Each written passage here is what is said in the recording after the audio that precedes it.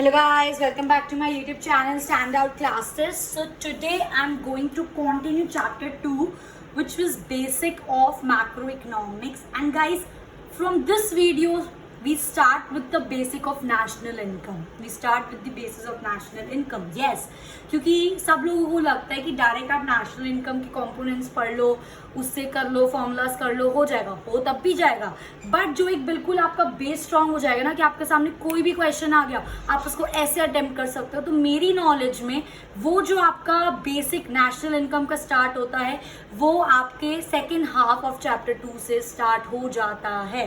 क्योंकि अब से मैं जो भी वीडियोस डालूंगी till the end of the national income, till the numericals of the national income, every video will consist one and the important thing. मतलब हर वीडियो में कुछ ना कुछ आपको एक न्यू चीज सीखने को मिलेगी, कुछ न्यू चीज समझने को मिलेगी। और जो स्टूडेंट बेसिक से बिल्कुल नेशनल इनकम पकड़ लेगा ना, जिसकी जिसकी ग्रिप हाथ में आ गई, बस समझ लो हो गया, बिल्कुल बढ़िया से हो जाएगा, कोई दिक्कत नहीं आएगी। नेशनल इनकम की वेटेज बहुत ज़्यादा है आपके बोर्ड के पॉइंट ऑफ व्यू से। सो आई ओनली सजेस्ट मिस मत करना, कॉन्टिन्यूटी में रखना वीडियोस को।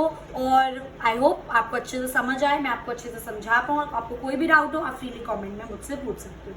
सो our today's topic is gross investment, net investment and depreciation.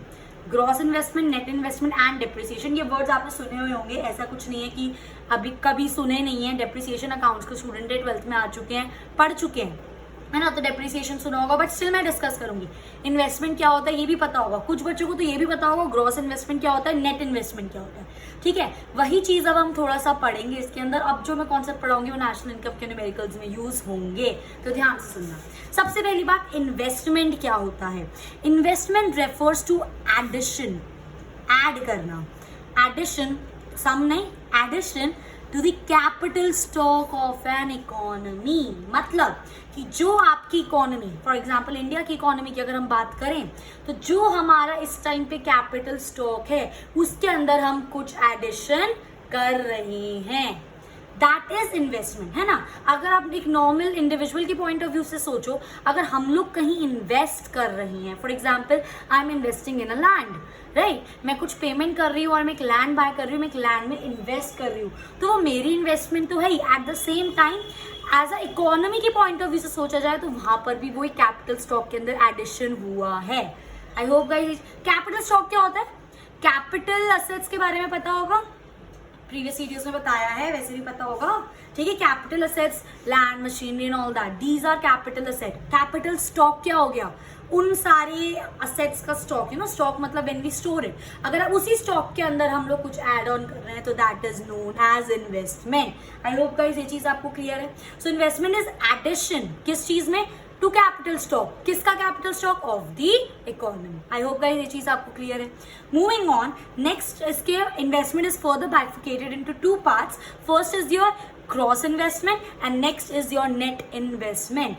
दो अलग अलग तरह के इन्वेस्टमेंट होते हैं। क्रॉस इन्वेस्टमेंट क्या होता है, when addition to the stock of capital before making allowance of depreciation. उससे पहले थोड़ा सा डेप्रिसिएशन पे डिस्कस कर लेते हैं गाइस। आपने ये चीज सुनी होगी, जो भी हमारे फिक्स्ड असेट्स होते हैं वो टाइम टू टाइम डिप्रिशिएट होते हैं। डिप्रिशिएट मीन्स उनकी वैल्यू कम होती रहती है, एज इन हम जब हम उनको यूज करते हैं, विद पैसेज ऑफ टाइम उनकी वैल्यू गिरती रहती है। फॉर एग्जाम्पल अगर आप एक कार बाय करते हो, a brand new car, for example आपने वो कार 15 to 20 लाख की खरीदी, 20 लाख की आपने एक कार खरीदी। अब जब आप उसको 4 साल 5 साल यूज कर चुके हो, अब जब आप उसको जाके सेल करोगे मार्केट में, तो क्या आपको 20 लाख रुपए मिलेंगे उस गाड़ी के? नहीं, ठीक है, बिल्कुल ऐसा नहीं होगा। तो ये चीज आपको पता होगी एज अ कॉमर्स स्टूडेंट। जो भी हम असेट्स यूज करते हैं, जब हम उनको बाय करते हैं और जब हम उनको यूज करते हैं by wear and tear in effect, उनकी जो वैल्यू होती है वो डेप्रिशिएट होती रहती है। डेप्रिशिएट का मतलब क्यों होता है, मैं आपको एक रीजन बताती हूँ। जब मैं एक न्यू कार खरीद रही हूँ तो उसकी माइलेज बिल्कुल परफेक्ट है, mileage, maintenance, everything is able. जब मैंने उसको 5 साल यूज कर लिया तो ऑब्वियसली बात है सेट पे इफेक्ट पड़ेगा, वो बिल्कुल नए जैसा तो नहीं रहता। तो वो जो परफॉर्मेंस में कमी आ जाती है। पहले वो 60 किलोमीटर पर आवर के हिसाब से चल रही थी, अब वो सिर्फ 45 किलोमीटर पर आवर के हिसाब से चल रही है, प्लस पेट्रोल भी ज्यादा कंज्यूम कर रही है।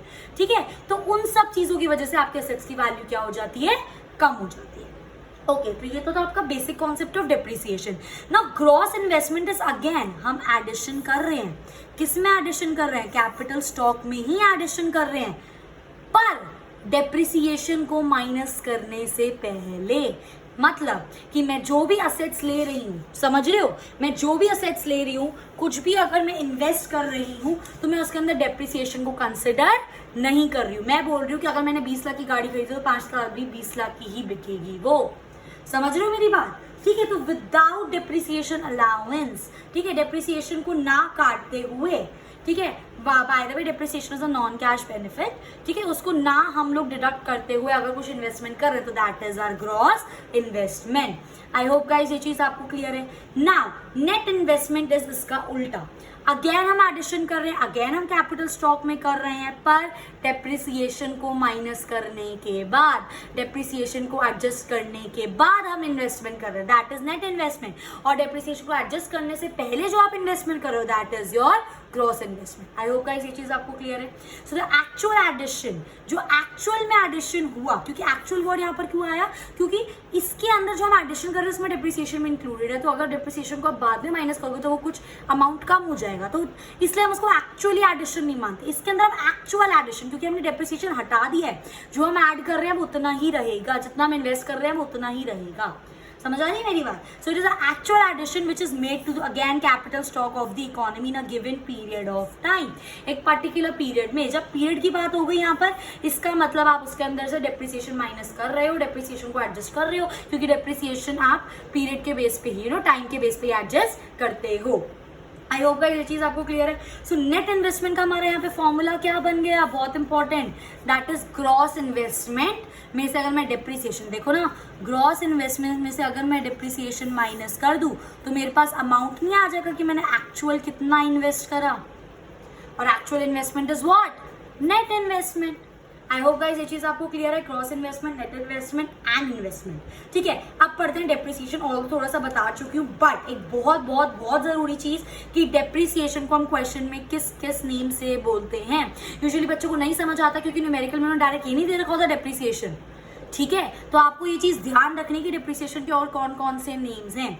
It is consumption of fixed capital. ये बहुत ज्यादा फेमसली यूज करा जाता है, बहुत ज्यादा ये न्यूमेरिकल्स में दिया जाता है. कंजम्पशन ऑफ फिक्स्ड कैपिटल बच्चों को नहीं पता होता वो क्या होता है, दैट इज डेप्रिसिएशन. ठीक है, किसी और नेम से भी आ सकता है. करंट रिप्लेसमेंट कॉस्ट, ये भी डेप्रिसिएशन है. Replacement cost of fixed assets, ये भी डेप्रिसिएशन है. कैपिटल कंजम्पशन अलाउंस, ये भी डेप्रिसिएशन है. तो आपको ये सारे नेम्स पता होने चाहिए. किसी भी नेम से आपसे न्यूमेरिकल में पूछ लेगा, फॉर एग्जाम्पल उसने दिया कैपिटल कंजम्पशन अलाउंस. कोई बच्चा नहीं सोच सकता अगर जिसने ये चीज नहीं पढ़ी कि capital consumption allowance is depreciation. समझ रहे हो मेरी बात? ठीक है, तो ये आपको सारे नेम्स होने चाहिए. मोस्टली जो यूज होता है क्वेश्चन पे वो होता है कंजम्पशन ऑफ फिक्स्ड कैपिटल. ठीक है, तो इनमें से कुछ भी है इसका मतलब क्या होता है, डेप्रिसिएशन. मोस्ट इंपॉर्टेंट थिंग इस वीडियो की. ठीक है, नेक्स्ट. अच्छा, डेप्रिसिएशन क्या होता है? Depreciation refers to fall in the value. अभी मैंने आपको कार वाला एग्जांपल दिया. Fall in the value of the fixed asset due to normal wear and tear. मतलब due to its normal usage. कोई मैं असेट मैंने बाय करा है, अब मैं उसको यूज कर रही हूँ, तो कुछ साल बाद उसकी वैल्यू कम हो जाएगी because of normal wear and tier, क्योंकि हम उसको कॉन्टिन्यूसली यूज कर रहे हैं. 5 साल पहले जो उसकी प्रोडक्टिविटी थी, 5 साल बाद उसकी सेम प्रोडक्टिविटी नहीं है. That is depreciation with passage of time. मतलब wear and tear is usage. Passage of time से मेरा मतलब है गाइस कि अगर हमने कोई मशीन खरीद ली और हम उसको यूज नहीं कर रहे हैं, बट अगेन मैंने उसको यूज नहीं करा, मैंने ब्रांड न्यू मशीन खरीदी, फैक्ट्री में इंस्टॉल कर दी, मैंने यूज नहीं करा, 5 साल बाद तब भी वो डेप्रिशिएट होगी. ठीक है, ऐसा होता है, ऐसा एक ये नॉर्मल चीज है. ठीक है, हम यूज नहीं कर रहे तब भी वो चीज डेप्रिशिएट होगी क्योंकि उसकी न्यू वैल्यू, उसकी उतनी ही वैल्यू आपको मार्केट में नहीं मिलेगी. नेक्स्ट आता है expected obsolescence. Obsolescence is basically guys outdated technology. For example मेरी फैक्ट्री है, मेरा साइबर कैफे है फॉर एग्जाम्पल. ठीक है, और उसके अंदर मैंने बहुत सारे कंप्यूटर्स इंस्टॉल कर रखे हैं और वो भी पुराने जमाने वाले कंप्यूटर्स. अब लैपटॉप्स आ गए और कितनी सारी न्यू सॉफ्टवेयर और न्यू चीज़ें आ गई, बट मेरे को नहीं आता चलाना, मैं तो अपना कंप्यूटर वाला ही खोल के रखूंगी. तो एक टाइम के बाद मेरा बिजनेस बंद हो जाएगा. मेरे जो कंप्यूटर्स हैं उनकी वैल्यू 0 हो जाएगी क्योंकि अब उनकी जो टेक्नोलॉजी है वो आउटडेटेड हो चुकी है. That is obsolescence. मतलब व्हेन आपकी technology gets what should I say, when the technology gets degraded, when your technology gets outdated, अब कोई उसको यूज नहीं कर रहा, अब आप 1100 वाला फोन यूज करने लग जाओ, ठीक है, वो रखो, आप उसको सेल कर रहे हो। बहुत ही कम ऐसे लोग होंगे जो आएंगे जिनको एंड्रॉइड या iOS यूज करना नहीं आता होगा, बहुत ऐसे माइनर, बहुत कम परसेंटेज है लोगों की, ठीक है। तो आपकी वो चीज़ नहीं चलेगी। तो कोई भी आप बिजनेस करते हो तो आपके पास जो आप चीज़ें यूज़ कर रहे हो, जो भी आप व्हाट शुड आई से मशीन्स यूज़ कर रहे हो, कंप्यूटर्स यूज़ कर रहे हो, कुछ भी, that should be updated, up to technology होनी चाहिए, लेटेस्ट टेक्नोलॉजी होनी चाहिए, तभी लोग उसको यूज़ करेंगे। एट द सेम टाइम अगर मैं कोई आउटडेटेड टेक्नोलॉजी चला रही हूँ, उसको मार्केट में जाके बेचूंगी तो कोई मुझे कुछ पैसे नहीं देगा, जीरो वैल्यू। अगेन समझ रहे हो, तो टेक्नोलॉजी की वजह से देयर इज डेप्रीसिएशन। आई मेरी बात समझ, क्या होता है डेप्रीसिएशन, ठीक है। सो अभी मैंने क्या बताया आपको, अभी मैंने यहाँ पर आपको एक बहुत इंपॉर्टेंट चीज बताई थी, मैंने आपको एक फॉर्मूला बताया था गाइस। जब भी हम ग्रॉस इन्वेस्टमेंट की बात कर रहे हैं, यहाँ पे ग्रॉस इन्वेस्टमेंट की जगह ग्रॉस वैल्यू, क्योंकि इन्वेस्टमेंट की जगह कुछ भी हो सकता है, but something in gross. Gross word का मतलब ही ये है कि हमने डिप्रिसिएशन को माइनस नहीं करा, और नेट वर्ड का मतलब ये है कि हमने डिप्रिसिएशन को माइनस करा है। तो अगर मैं किसी भी चीज का ग्रॉस वैल्यू निकालती हूँ तो मैं कैसे निकालूंगी, मैं ऐसे कर सकती हूँ, नेट वैल्यू प्लस डिप्रिसिएशन, एक ही तो बात है। अभी तो मैंने आपको क्या बताया था, ध्यान से देखो, अभी मैंने क्या बोला था आपको कि अगर हम यहाँ से नेट इन्वेस्टमेंट निकालेंगे, नेट इन्वेस्टमेंट मैंने क्या बताया, ग्रॉस इन्वेस्टमेंट माइनस डिप्रिसिएशन। आप खुद सोचो, ये माइनस है, यहाँ के प्लस हो गया, तो नेट इन्वेस्टमेंट में अगर मैं प्लस डिप्रिसिएशन कर दूंगी तो वो क्या बन जाएगा, ग्रॉस। तो मेरे कहने का मतलब ये है गाइस कि अगर आप किसी भी नेट में डिप्रिसिएशन को ऐड करोगे, नेट में मैंने डिप्रिसिएशन ऐड करा तो मैं कहाँ पहुंच जाऊंगी, ग्रॉस में। और अगर मुझे ग्रॉस दे रखा है, मैं उसमें से डेप्रिसिएशन को माइनस करूं तो मैं कहाँ पहुंच जाऊंगी, नेट में। ये कन्वर्जन है जो कि नेशनल इनकम में यूज होगा। नेट को अगर ग्रॉस में कन्वर्ट करना है तो प्लस डेप्रिसिएशन, ग्रॉस को अगर नेट पे कन्वर्ट करना है तो minus depreciation. Most important thing, second, first था डेप्रिसिएशन के name, second most important thing कि अगर आपको ग्रॉस से नेट में जाना है, कुछ भी हो, ग्रॉस इन्वेस्टमेंट हो, कुछ भी हो, कुछ भी, बस ग्रॉस से नेट में, अगर आपको ग्रॉस से नेट में जाना है तो आपको ग्रॉस से क्या करना पड़ेगा, डेप्रिसिएशन को माइनस, क्योंकि ग्रॉस के अंदर डेप्रिसिएशन इंक्लूडेड है। तो अगर मैं ग्रॉस में से डेप्रिसिएशन को माइनस कर दूंगी तो किस पे पहुंच जाऊंगी, नेट पे। और अगर आपको नेट से ग्रॉस पर जाना है, नेट के अंदर डेप्रिसिएशन इंक्लूडेड नहीं है पर ग्रॉस के अंदर डेप्रिसिएशन इंक्लूडेड होता है, तो नेट में अगर मैं डेप्रिसिएशन ऐड कर दूंगी तो मैं कहाँ पहुंच जाऊंगी, ग्रॉस में। आई होप गाइज ये चीज आपको क्लियर हो रही है, बहुत ज्यादा इंपॉर्टेंट चीज है, इसलिए मैंने लिखा है ग्रॉस वैल्यू। अगर आपको ग्रॉस निकालना है तो आप नेट वैल्यू में डिप्रिसिएशन ऐड कर दो। इस फॉर्मूले से अगर मैं नेट वैल्यू निकालना चाहूँ तो gross value minus depreciation, shifting हो जाएगी ना, तो मेरे पास क्या आ जाएगी, नेट वैल्यू। बस इतना याद रखना, डेप्रिसिएशन के कौन कौन से नेम्स होते हैं, ग्रॉस से नेट में जाना है, खुद अब अगर जिस बच्चे को ये चीज क्लियर है उसको समझ आ जाएगा। ग्रॉस से नेट, ग्रॉस के अंदर डेप्रिसिएशन इंक्लूडेड, नेट में नहीं होता तो ग्रॉस में से डेप्रिसिएशन माइनस। और नेट से ग्रॉस में जाना है हम लोगों को अगर, तो नेट के अंदर डेप्रिसिएशन नहीं होता पर ग्रॉस के अंदर होता है, तो नेट में अगर मैं डेप्रिसिएशन ऐड कर दूं तो मैं किस पे पहुंच जाऊंगी, ग्रॉस पे। बस ये कन्वर्जन याद रखना, ठीक है। नेक्स्ट आता है आपका कॉजेज ऑफ डेप्रिसिएशन, जो ऑलरेडी मैं आपके साथ डिस्कस कर चुकी हूँ, एक बार रीड कर लेते हैं। That is normal wear and tear. Normal and wear tear का मतलब है कॉन्टिन्यूस यूसेज। आप उस असेट को बार बार यूज कर रहे हो तो पहले उसकी प्रोडक्टिविटी ऑब्वियसली अलग होगी और 5 या 10 साल बाद उसकी प्रोडक्टिविटी डिफरेंट होगी, तो that is depreciation because of normal wear and tier, that means because of normal usage. Next is your passage of time. जैसे कि मैंने आपको एग्जांपल दिया, अगर मैं एक न्यू मशीनरी इंस्टॉल कर लूँ और मैं उसको यूज ना करूँ बट स्टिल वो टाइम के साथ डेप्रिशिएट होगी, ठीक है। कहते हैं ना जिस चीज को जितना ज्यादा घिसोगे उतना ज्यादा वो बेटर काम करती है। नई ला के रख दी, आप सोचो कि 5 लाख की मशीनरी खरीदी, 5 साल बाद बेचूंगी 5 लाख ही मिलेंगे, ऐसा नहीं होगा। बहुत सारे रीजन हो सकते हैं इस बात के। न्यू टेक्नोलॉजी आ गई मार्केट में, वो चीज आपको यूज नहीं कर रहा है, ठीक है। हो सकता है खड़े खड़े उसके अंदर रस्ट हो गई, वो जंक लग गया उसके अंदर, जंक व्हाटएवर वी से, ठीक है। So passage of time is value of asset decreases with time, even मतलब टाइम के साथ भी कम होती है, फिर चाहे आप उसको यूज करो या फिर आप उसको यूज ना करो। This is another cause of depreciation. And last is your expected obsolescence, मतलब जो हमारा एनवायरमेंट है कॉन्टिन्यूसली चेंज हो रहा है, we are getting new technologies every day every hour, ठीक है। तो ऑब्वियसली बात है एक टाइम के बाद आपके पास जो असेट है, आपके पास जो टेक्नोलॉजी वो आउटडेटेड हो जाएगी, और अगर उसके बाद आप उसको सेल करोगे तो आपको उसकी मार्केट में कितनी वैल्यू मिलेगी, 0। तो अगेन क्या हो गई, डेप्रिशिएट हो गई ना वैल्यू। 5 लाख की खरीदी थी, अब टेक्नोलॉजी आउटडेटेड हो गई, 0 वैल्यू है तो डेप्रिशिएट हो गई, ठीक है। So value of fixed asset decreases due to expected obsolescence, लिख लो, that is outdated techno is technology. I hope guys ये चीज आपको क्लियर है। ठीक है, बस ये 2 चीजें मैं बहुत ज़्यादा रिक्वेस्ट कर रही हूँ, बिल्कुल ध्यान रखना। डेप्रिसिएशन के क्या क्या नेम होते हैं, ग्रॉस से नेट में जाना हो प्लस डेप्रिसिएशन, नेट से ग्रॉस में जाना हो, आई एम सॉरी, ग्रॉस से नेट में जाना हो माइनस डेप्रिसिएशन, की ग्रॉस में ऑलरेडी होता है, और नेट से ग्रॉस में जाना हो प्लस डेप्रिसिएशन। ठीक है, मूविंग ऑन। नेक्स्ट आता है what is the difference between a depreciation and a capital loss. ठीक है, सबसे पहली बात है depreciation does not effect the production. Production हो रही है, ठीक है, तो उससे हमारा मतलब हमारी तो असेट की वैल्यू कम हो रही है ना, प्रोडक्शन तो हो ही रही है, तो प्रोडक्शन पे हमारा डेप्रिसिएशन से कोई फर्क नहीं पड़ता। बट कैपिटल लॉस, मशीनरी खराब हो गई, भाई चल ही नहीं, प्रोडक्शन हो ही नहीं रही, तो it affects the production process. आपने ये चीज सुनी होगी और ये चीज अकाउंट्स में भी पढ़ी होगी कि डेप्रिसिएशन की लॉस को हम कवर करने के लिए अपने प्रोविजंस क्रिएट करते हैं। Provision is basically the backup, क्योंकि हमें पता है कि फ्यूचर में इसकी डेप्रिसिएशन होगा, इस असेट का, इसकी वैल्यू कम होगी, तो उसके लिए हम ऑलरेडी प्रोविजंस क्रिएट करने लग जाते हैं।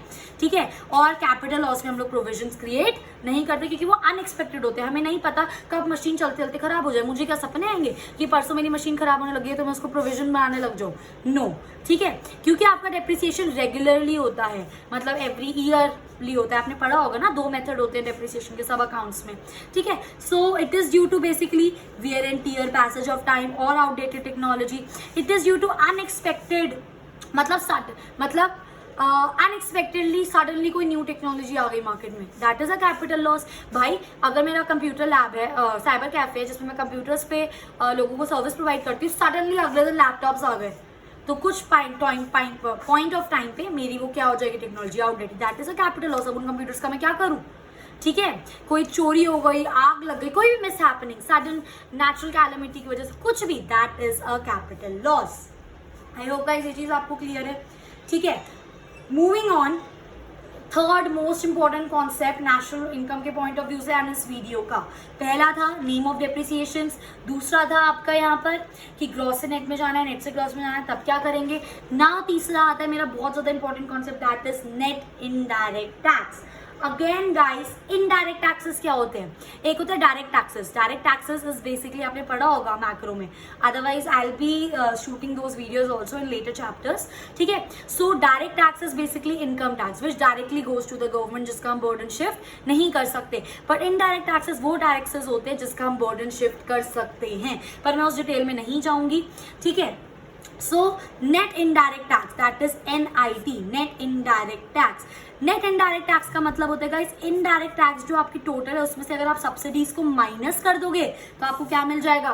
Net indirect tax. फिर से बोल रही हूँ, नेट इनडायरेक्ट टैक्स अगर आपको निकालना है तो इनडायरेक्ट टैक्स का जो भी टोटल है उसके अंदर से अगर आप सब्सिडीज को माइनस कर दोगे तो आपको क्या मिल जाएगा? Net indirect tax. ठीक है, याद रखना इसके अंदर 2 चीजें हमारी। सबसे पहले इनडायरेक्ट टैक्स क्या होता है? Tax which is imposed by the government on production and sale of goods and services. Obviously बात है, कुछ भी आप प्रोड्यूस कर रहे हो, कुछ भी आप सेल कर रहे हो, उसका कुछ परसेंट आपको एज अ टैक्स गवर्नमेंट को पे करना पड़ता है, that is a indirect tax. For example, इसका सबसे बेस्ट एग्जाम्पल आजकल के टाइम में है GST।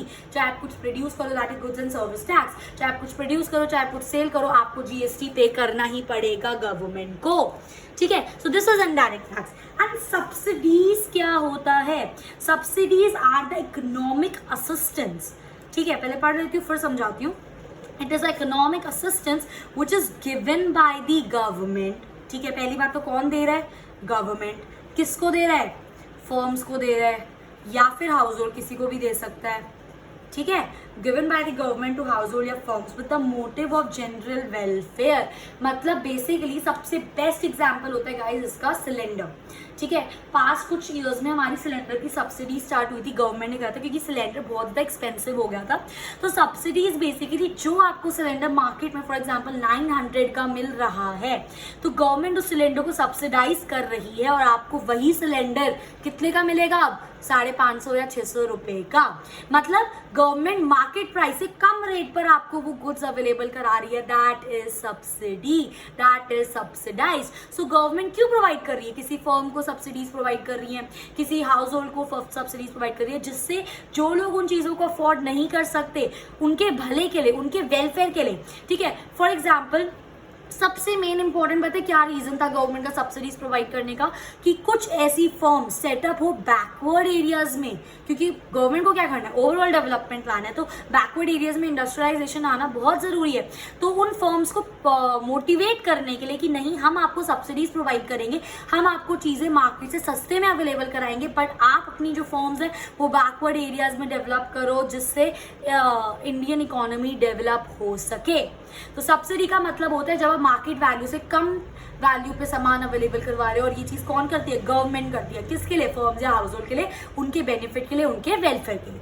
आई होप गाइस ये चीज आपको क्लियर है। So they are provided to promote export, ज्यादा से ज्यादा एक्सपोर्ट करने के लिए, and also to set up industries in the backward areas which I just talked about, right. So क्या करता है, it reduces the market price. Common sense ही बात है, एक सिलेंडर अगर 900 का मिल रहा है, गवर्नमेंट सब्सिडाइज करा के उसको 600 का करा रही है, तो 900 वाला बंदा सोचेगा भाई कोई मेरा सिलेंडर लेगा ही नहीं, थोड़ा सा कम कर देता हूँ, चलो 600 पे नहीं दे सकता पर मे बी 700 750 कुछ इस पर दे देता हूँ, तो कुछ तो मेरे को पैसे मिलेंगे, कुछ तो मेरी अर्निंग होगी। तो गवर्नमेंट की सब्सिडी की वजह से आपको जो मार्केट प्राइस होता है वो कम हो जाता है, ठीक है। Subsidies are basically given to provide economic assistance and financial assistance. I hope guys ये चीज आपको क्लियर है। ये तो था आपका नेट इनडायरेक्ट टैक्स। क्या होता है इनडायरेक्ट टैक्स में, जब हम सब्सिडीज को माइनस कर देंगे, that is our net indirect tax.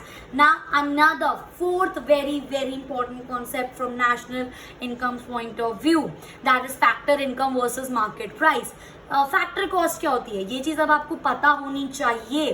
Factors cost is basically वो कॉस्ट जो हम पे कर रहे हैं किसको, फैक्टर्स ऑफ प्रोडक्शन को, फैक्टर्स ऑफ प्रोडक्शन को। फैक्टर्स ऑफ प्रोडक्शन कौन है हमारे, land, labour, capital, entrepreneur. Land को हम क्या देते हैं, रेंट। लेबर को हम क्या देते हैं, वेजेस। कैपिटल को हम क्या देते हैं, इंटरेस्ट। और एंटरप्रेन्योर को क्या मिलता है बच्चा, कुछ प्रॉफिट। तो ये जो आप सारी कॉस्ट दे रहे हो अपने फैक्टर्स ऑफ प्रोडक्शन को, जो आप पेमेंट कर रहे हो, that is your factor cost. और मार्केट प्राइस क्या होता है, वो प्राइस जिस पे हम जब मार्केट जाएंगे, जिस प्राइस पे हमें सामान मिलेगा, that is market price. The price at which the goods are sold in the market, simple. ये तो मैंने बता दिया, आई होप ये चीज आपको क्लियर है। That is factor cost versus market price. अब बहुत ज्यादा ध्यान से मेरी बात समझना, जब आपको मार्केट प्राइस से फैक्टर कॉस्ट में कन्वर्ट करना है, फिर बोल रही हूँ मार्केट प्राइस से किस पे जाना है, फैक्टर कॉस्ट में, तो हम उसके अंदर से नेट इनडायरेक्ट टैक्स क्या कर देते हैं, माइनस। और जब आपको फैक्टर कॉस्ट से मार्केट प्राइस पर जाना है, तो हम फैक्टर कॉस्ट में अपने NIT that is net indirect tax क्या कर देते हैं, एंड। फिर से देखो, अगर मुझे मार्केट वैल्यू निकालनी है, ठीक है, तो मैं फैक्टर वैल्यू में से माइनस कर दूंगी NIT, ठीक है। और अगर मुझे इसका एक और एक्सपेंशन हो सकता है गाइस, अगर मुझे मार्केट वैल्यू निकालनी है तो फैक्टर वैल्यू में से NIT क्या होता है आपका, that is your indirect tax minus subsidies. कुछ नहीं करा, इसी फॉर्म में बस NIT को खोल के लिख दिया, that is indirect tax minus subsidies. I hope guys ये चीज आपको क्लियर है। सिमिलरली अगर आपको फैक्टर कॉस्ट निकालनी है ना, अगर मुझे मार्केट कॉस्ट निकालनी है तो मार्केट कॉस्ट में से, ओहो उल्टा कर दिया मैंने, देखा, इसलिए ये प्रैक्टिस के लिए होता है, ये उल्टा हो गया guys, avoid this, sorry for disturbance, ध्यान से देखिए आप, ठीक है। देखो ये मेरा है मार्केट वैल्यू, ये है मेरी फैक्टर वैल्यू। अगर मुझे M से F पे जाना है तो मैं इसके अंदर से NIT माइनस करूंगी। इसका मतलब क्या हुआ कि अगर मुझे फैक्टर वैल्यू निकालनी है, मतलब मुझे फैक्टर वैल्यू निकालनी है, तो मैं मार्केट वैल्यू में से क्या कर दूंगी, NIT को माइनस, ठीक है। क्योंकि ऐसी कंफ्यूजन्स हो जाती हैं। देखो इस डायग्राम के बाद मैं ये थाउजेंड्स ऑफ टाइम कर चुकी हूँ, फॉर्मूला थाउजेंड्स ऑफ टाइम ये चीज कर चुकी हूँ, ठीक है, बट स्टिल कंफ्यूजन हो जाती है। तो आप ये चीज समझो कि क्योंकि अभी तो इससे मैंने आपको दो चीजें बताई हैं यार। सबसे पहला मैंने आपको ये बताया ग्रॉस और नेट वाला, फिर मैंने आपको बताया मार्केट प्राइस और फैक्टर कॉस्ट वाला। तो अभी तो आगे और बहुत सारी चीजें बताऊंगी। सो कंफ्यूजन क्रिएट हो जाती है, जितनी ज्यादा प्रैक्टिस करोगे उतना बेटर होगा, ठीक है। अगर मुझे मार्केट वैल्यू से फैक्टर वैल्यू निकाले, तो फैक्टर वैल्यू अगर निकाले तो मार्केट वैल्यू में से NIT माइनस कर दो। एक और फॉर्मूला हो सकता है इसका, MB माइनस NIT क्या होता है आपका, IT is indirect tax minus subsidy, simple. आई मेरी बात समझ। और अगर आपको फैक्टर वैल्यू दे रखी है और आपको मार्केट वैल्यू निकालनी है, तो आप उसमें प्लस कर दोगे नेट इनडायरेक्ट टैक्स, ठीक है। फैक्टर वैल्यू दे रखी है, मार्केट वैल्यू निकालनी है, तो that means factor value plus net indirect tax. और उसका खोल के भी लिख सकते हो, तो ये क्या हो जाएगा, factor value plus IP minus subsidies. आई होप गाइस बेसिक क्लियर है, ठीक है। सो मार्केट वैल्यू निकालनी हो तो factor value plus net indirect tax, क्योंकि देखो जो मार्केट वैल्यू होती है ना उसके अंदर आपका इनडायरेक्ट टैक्स ऑब्वियसली बात है, अगर कोई एक सेलर है वो जो जिस प्राइस पर वो बेच रहा है उसके अंदर वो टैक्स इंक्लूड करके बेचेगा, क्योंकि अल्टीमेटली टैक्स कंज्यूमर के पॉकेट से जाता है, ठीक है। ये पूरा लॉन्ग कॉन्सेप्ट होता है, उसकी डिटेल में मत जाओ, बट ऑब्वियसली बात है इतना तो आपने सुना होगा कि कोई भी सेलर, अगर पापा शॉप पे जाते होंगे, ठीक है, तो अगर पापा कुछ आपके सेल कर रहे हैं तो वो टैक्स ऐड करके सेल करते हैं, क्योंकि टैक्स उनको कंज्यूमर से लेना होता है, ठीक है। और जब हम फैक्टर्स ऑफ उनको वो प्रोवाइड करते हैं, कॉस्ट फैक्टर्स ऑफ प्रोडक्शन के वो पेमेंट प्रोवाइड करते हैं, उसके अंदर हम टैक्स इंक्लूड नहीं करते। इसलिए समझ रहे हो मेरी बात, क्योंकि हम फैक्टर वैल्यू पर अभी हैं। एक और चीज समझो, क्योंकि मैं अभी फैक्टर वैल्यू पर हूँ, मतलब ये वो वैल्यू जो मैंने अपने फैक्टर्स ऑफ प्रोडक्शन को दी है, इसके अंदर मैंने टैक्स इंक्लूड नहीं करा। तो अगर इससे मुझे मार्केट वैल्यू में जाना है, मार्केट वैल्यू में टैक्स इंक्लूडेड होता है, तो मैं इसमें क्या कर दूंगी, plus net indirect tax. Similarly market value से फैक्टर वैल्यू पे जाना है, तो मार्केट वैल्यू में टैक्स इंक्लूडेड है, क्योंकि उस प्राइस पे हम बेच रहे हैं, टैक्स हम कंज्यूमर से लेंगे। तो इससे अगर मुझे फैक्टर वैल्यू में जाना है तो फैक्टर वैल्यू में टैक्स नहीं होता, तो हम इसमें से माइनस कर देंगे नेट इनडायरेक्ट टैक्स। तो जिस बच्चे को कॉन्सेप्ट क्लियर है उसको कंफ्यूजन नहीं होगा। आई होप गाइस ये चीज आपको क्लियर है, ठीक है। So this was all about for this video and I hope मैं आपके मैक्सिमम कॉन्सेप्ट क्लियर कर पाई हूँ। अगर किसी भी स्टूडेंट को कोई डाउट है so you can freely ask me, I definitely answer your queries. So if you like my video please do like, share and subscribe and thanks for watching.